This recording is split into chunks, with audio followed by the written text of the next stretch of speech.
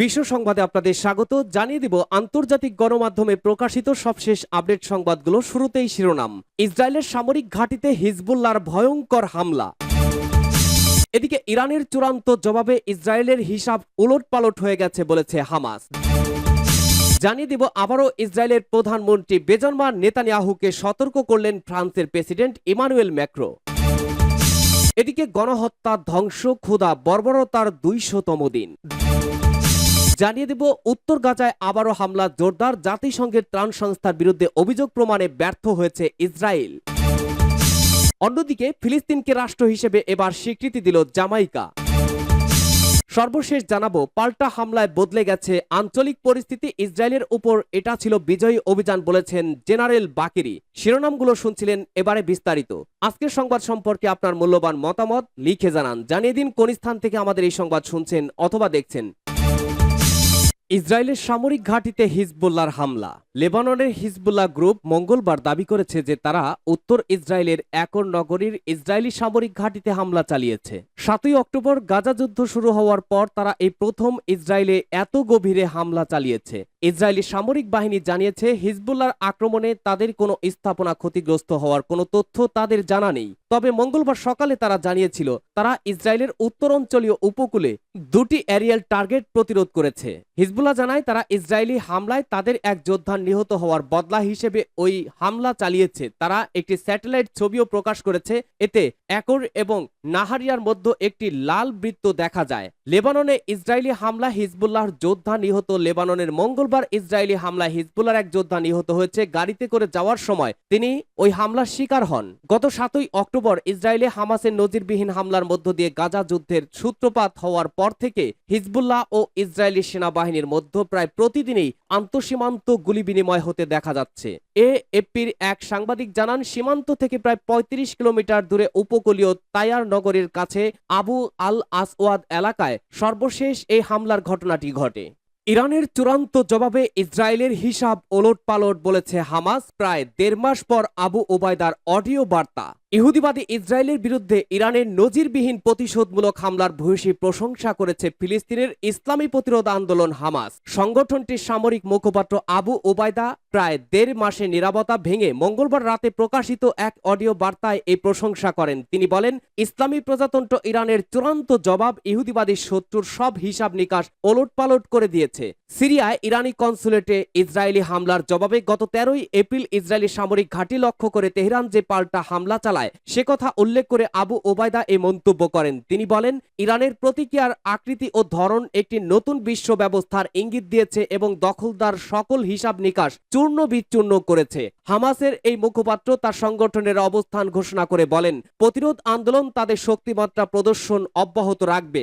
আবু ওবায়দা এর আগে গত ৮ই মার্চ তার সর্বশেষ বক্তব্য প্রকাশ করেছিলেন। গাজা উপত্যকায় হামাসের সকল ব্যাটালিয়ন ধ্বংস করে ফেলার যে দাবি ইহুদিবাদী প্রধানমন্ত্রী বেঞ্জামিন নেতানিয়াহু তাকে ডাহা মিথ্যা বলে আখ্যায়িত করে আবু ওবায়দা তিনি বলেন, বিগত ২০০ দিনে দখলদার সেনারা গণহত্যা, জাতিগত শুদ্ধি অভিযান ও ধ্বংসযজ্ঞ চালানো ছাড়া অন্য কিছুই অর্জন করতে পারেনি। হামাসের সামরিক বাহিনী ইজাদ্দিন আল কাসাম ব্রিগেডের মুখপাত্র বলেন, অপরাধী ইসরায়েল সরকার নিজের ভাবমূর্তি পুনরুদ্ধারের চেষ্টায় মরিয়া হয়ে উঠলেও দিন দিন তার জন্য আরো বেশি অপমান অপেক্ষা করছে। গাজা উপত্যকার যে জলাভূমিতে তার পা আটকে গেছে তা থেকে বেরিয়ে যাওয়া তার জন্য দুষ্কর হবে। তিনি বলেন, ২০০ দিনের গাজায় আগ্রাসন প্রতিহত করার পরেও প্রতিরোধ আন্দোলন পাহাড়ের মতো অটল ও অবিচল রয়েছে। আবু উবায়দা বলেন, গাজা থেকে দখলদার সেনাদের সম্পূর্ণ প্রত্যাহার এবং বাস্তুচ্যুত ফিলিস্তিনিরা তাদের ঘরবাড়িতে ফিরে যাওয়ার সুযোগ না পাওয়া পর্যন্ত দখলদার সেনাদের বিরুদ্ধে যুদ্ধ চালিয়ে যাবে হামাস। আবারও ইসরায়েলের প্রধানমন্ত্রীকে সতর্ক করলেন ফ্রান্সের প্রেসিডেন্ট। ফ্রান্সের প্রেসিডেন্ট ইমানুয়েল ম্যাক্রো আবারও ইসরায়েলের প্রধানমন্ত্রী বেঞ্জামিন নেতানিয়াহুকে দক্ষিণ গাজার শহর রাফায় হামলা থেকে বিরত থাকতে বলেছেন। তিনি সতর্ক করে বলেন, রাফায় যে কোনো সামরিক আক্রমণ চলমান খারাপ অবস্থাকে আরো শোচনীয় করবে। সোমবার ২২ এপ্রিল টেলিফোনে দুই নেতার কথা হয়। পরে ফরাসি প্রজাতন্ত্রের রাষ্ট্রপতির সরকারি বাসভবন এলিসি প্রাসাদের এক বিবৃতি বরাতে আনাদোলু এজেন্সি এই খবর জানায়। প্রতিবেদনে বলা হয়, গত ১৩ এপ্রিল ইসরায়েলের মাটিতে ইরানের নজিরবিহীন হামলার নিন্দা করেছেন ম্যাক্রো। এ ধরনের সামরিক হস্তক্ষেপের বিপরীতে ইসরায়েলের সঙ্গে থাকার অঙ্গীকার পূর্ণ ব্যক্ত করেন তিনি। এ সময় প্রতিশোধমূলক হামলাকে অগ্রহণযোগ্য বলে সংজ্ঞায়িত করে ফরাসি প্রেসিডেন্ট বলেন, এই অঞ্চলে উত্তেজনা এড়াতে সব পক্ষেরই ব্যবস্থা নেওয়া উচিত। গাজা উপত্যকায় মানবিক পরিস্থিতির কথা উল্লেখ করে ম্যাক্রো বলেন, রাফায় ইসরায়েল যে সামরিক আগ্রাসনের পরিকল্পনা করছে তার বিরোধিতা করেছেন তিনি, কারণ এটি গাজায় ইতিমধ্যেই বিপর্যয়কর পরিস্থিতিকে আরো বাড়িয়ে তুলবে এবং উত্তেজনাও বাড়িয়ে দেবে। গণহত্যা, ধ্বংস, ক্ষুধা, বর্বরতার 200 দিন। আকাশে বুলেট বারুদের ধোঁয়া, ঘুম থেকে উঠলেই সাইরেনের শব্দ, বাড়ির সামনে লিফলেট, ঘর ছাড়ার হুমকি, বিনা নোটিশে বোমা, পালানোর নেই পথ, বাতাসে লাশের গন্ধ, শহরের অলিগলিতে পাথর, কংক্রিটের মাঝে ছিন্ন ভিন্ন মরদেহ, একদিকে স্বজন হারানোর শোক, অন্যদিকে পেটের ক্ষুধা, চিৎকার করার শক্তি ও চোখের পানি দুটোই যেন হারিয়ে গেছে গাজার নিরীহ ফিলিস্তিনিদের। ইসরায়েলের অমানবীয় নৃশংসতায় মঙ্গলবার ছিল গাজা যুদ্ধের 200তম দিন। আল জাজিরার প্রতিবেদন, 7ই অক্টোবরের পর থেকে ইসরায়েলের আগ্রাসনের মুখে পড়েছে গাজা। অবরুদ্ধ অঞ্চলটিতে বেড়েছে মৃত্যুর মিছিল, হয়েছে ব্যাপক ক্ষয়ক্ষতি। 200 দিনের বর্বরতায় গাজা উপত্যকায় 75,000 টন বিস্ফোরক ফেলেছে ইসরায়েল দখলদার সেনাবাহিনী। অবরুদ্ধ অঞ্চলটিতে 38,000 হাউজিং ইউনিট, 412টি স্কুল ও বিশ্ববিদ্যালয়, 556টি মসজিদ, 3টি গির্জা এবং 206টি প্রত্নতাত্ত্বিক ও ঐতিহ্যবাহী স্থান ক্ষতিগ্রস্ত বা পুরোপুরি ধ্বংস হয়েছে। এছাড়াও ভয়াবহ এই হামলায় মানুষের মৌলিক প্রয়োজনীয় জিনিসগুলোকেও লক্ষ্যবস্তু করেছে দখলদার বাহিনী। ইসরায়েলের তাণ্ডবে গাজায় 32টি হাসপাতাল এবং 53টি স্বাস্থ্য কেন্দ্রকে এবং 126টি অ্যাম্বুলেন্সকেও টার্গেট করা হয়েছে। গাজার মিডিয়া অফিসের তথ্য অনুযায়ী অবরুদ্ধ অঞ্চলটিতে ক্ষতির পরিমাণ অন্তত $30 বিলিয়ন। গাজায় ইসরায়েলের হামলা শুরুর পর থেকে নারী ও শিশুরাই ছিল তাদের মূল টার্গেট। ফিলিস্তিন ভবিষ্যৎ প্রজন্মকে নিঃশেষ করতে বদ্ধপরিকর ইসরায়েলি সেনারা। আল জাজিরার তথ্য অনুসারে গাজায় এখন পর্যন্ত নিহত নারীর সংখ্যা 10,000-এর বেশি। এদিকে যুদ্ধের সবচেয়ে সহজ ও নির্মম শিকার শিশুরা, প্রতিনিয়তই মারা যাচ্ছে তারা। ইসরায়েলের নৃশংসতায় গাজায় প্রাণ গেছে 14,685 শিশুর। এ নিয়ে বিশ্বের বিভিন্ন দেশের গণমাধ্যমকে সরব দেখা গেলেও 1 মাস ধরে অজ্ঞাত কারণ তাদের সক্রিয়তা কমেছে, যেন বিশ্ব ভুলে গেছে এই নির্দোষদের, যারা বোমাগুলি ও অনাহারে প্রতিনিয়ত মৃত্যুর কোলে ঢলে পড়ছে। জাতিসংঘের ত্রাণ বিষয়ক সংস্থা UNRW এর গণমাধ্যম উপদেষ্টা আদনান আবু হাসনা জানান, গাজায় শত শত শিশু এতিম হয়ে গেছে। গাজায় এখন 18,000 এতিম শিশুর বাস, যারা সবকিছুই হারিয়েছে, পরিবার, আদর ও জীবন। উত্তর গাজায় আবারও হামলা জোরদার। জাতিসংঘের ত্রাণ সংস্থার বিরুদ্ধে অভিযোগ প্রমাণে ব্যর্থ হয়েছে ইসরায়েল। ফিলিস্তিনে জাতিসংঘের ত্রাণ কার্যক্রম পরিচালনাকারী সংস্থা UNRW এর সদস্যদেরকে হামাসের সঙ্গে জড়িত থাকার অভিযোগ আনে ইসরায়েল, কিন্তু তেল আবিব সরকার আনিত এই অভিযোগের কার্যকরী কোনো প্রমাণ দেখাতে পারেনি। ফ্রান্সের সাবেক পররাষ্ট্রমন্ত্রীর নেতৃত্বে জাতিসংঘের একটি নিরপেক্ষ পর্যালোচনায় এ তথ্য উঠে এসেছে।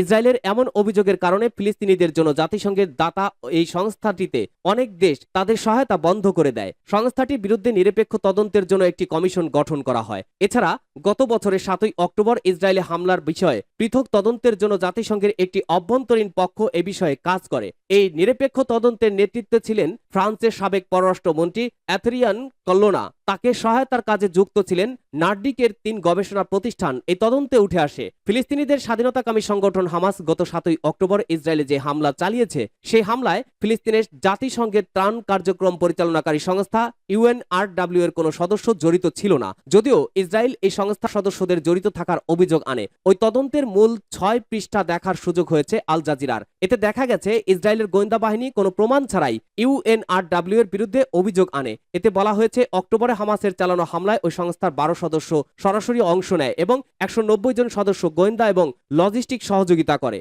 ফিলিস্তিনকে রাষ্ট্র হিসেবে স্বীকৃতি দিল জামাইকা। ইসরায়েল ও হামাসের চলমান সংঘাতের মধ্যে ফিলিস্তিনকে রাষ্ট্র হিসেবে স্বীকৃতি দিল ক্যারিবিয়ান দ্বীপ রাষ্ট্র জামাইকা। গাজা উপত্যকায় ইসরায়েলের যুদ্ধ এবং ফিলিস্তিন ভূখণ্ডে নিরন্তর গভীরতর মানবিক সংকট নিয়ে চরম উদ্বেগের প্রেক্ষিতে এই সিদ্ধান্ত নিল দেশটি। মঙ্গলবার জামাইকার পররাষ্ট্র ও বৈদেশিক বাণিজ্য মন্ত্রী কামিনা জনসন স্মিথ এক বিবৃতিতে এই তথ্য নিশ্চিত করেছেন। জামাইকার পররাষ্ট্র মন্ত্রণালয় এক বিবৃতিতে বলা হয়েছে, ফিলিস্তিন রাষ্ট্রকে স্বীকৃতি দেওয়ার সিদ্ধান্ত নিয়েছে জামাইকা। সিদ্ধান্তটি জাতিসংঘ সনদের নীতিগুলোর প্রতি জামাইকার দৃঢ় প্রতিশ্রুতির সঙ্গে সামঞ্জস্যপূর্ণ, যা রাষ্ট্রগুলোর মধ্যে পারস্পরিক শ্রদ্ধা এবং শান্তিপূর্ণ সহাবস্থানের পাশাপাশি জনগণের আত্মনিয়ন্ত্রণের অধিকারের স্বীকৃতি প্রদানকে সমর্থন করে। পাল্টা হামলায় বদলে গেছে আঞ্চলিক পরিস্থিতি বলেছেন জেনারেল বাকিরি। ইসরায়েলের উপর এটা ছিল বিজয়ী অভিযান। ইরানের সশস্ত্র বাহিনীর chief office staff major general Mohammad বাকিরি বলেছেন, সম্প্রতি ইহুদিবাদী ইসরায়েলের বিরুদ্ধে তার দেশ যে প্রতিশোধমূলক হামলা চালিয়েছে তার প্রভাব মধ্যপ্রাচ্য সহ সারা বিশ্বেই পড়েছে। এক অনুষ্ঠানে ইরানের ইসলামী বিপ্লবী গার্ড বাহিনী বা আইআরজিসির প্রধান মেজর জেনারেল হোসাইন সালামি এবং সেনাবাহিনীর প্রধান জেনারেল আব্দুর রহিম মুসাবি উপস্থিত ছিলেন। জেনারেল বাকিরি বলেন, ইসরায়েলের স্পর্শকাতর এলাকা এবং সামরিক ঘাঁটিগুলোতে শাস্তিমূলক ব্যবস্থা নেওয়ার পর এই অঞ্চলে পরিস্থিতি বদলে গেছে। হামলার প্রশংসা করে তিনি এক বিজয়ী অভিযান বলেও উল্লেখ করেন। জেনারেল বাকিরি বলেন, এই হামলা ইহুদিবাদী ইসরায়েলের বিরুদ্ধে দেশের জনগণের ইচ্ছা শক্তিকে তুলে ধরেছে। তিনি জোর দিয়ে বলেন, এই হামলার কৌশলগত প্রভাব মধ্যপ্রাচ্য এবং বৈশ্বিক পর্যায়ে পড়েছে। এর আগে 21 এপ্রিল ইরানের সর্বোচ্চ নেতা আয়াতুল্লাহিল উজমা খামেনি রাজধানী ইরানের শীর্ষ পর্যায়ে সামরিক কমান্ডারদের এক সমাবেশে বলেছেন, দেশের সামরিক বাহিনী এই হামলার মধ্য দিয়ে সামরিক শক্তির একটি প্রশংসনীয় চিত্র দেখিয়েছে। সামরিক বাহিনী বলেছে তারা ইসলামী বিপ্লবের এই জাতি সম্পর্কে গৌরবের অনুভূতি তৈরি করেছে। আয়াতুল্লাহ খামেনি আরো বলেন, ইরানি বাহিনী আন্তরিক ও সফলভাবে ইসরায়েলকে শাস্তি দেওয়ার পর তাদের শক্তি, ক্ষমতা এবং কর্তৃত্বের একটি দুর্দান্ত চিত্র উপস্থাপন করতে সক্ষম হয়েছে। ইরানি জাতির একটি প্রশংসনীয় চিত্র প্রদর্শন করেছে এবং আন্তর্জাতিক অঙ্গনে ইরানিদের ইচ্ছা শক্তির উত্থানের প্রমাণ দিয়েছে।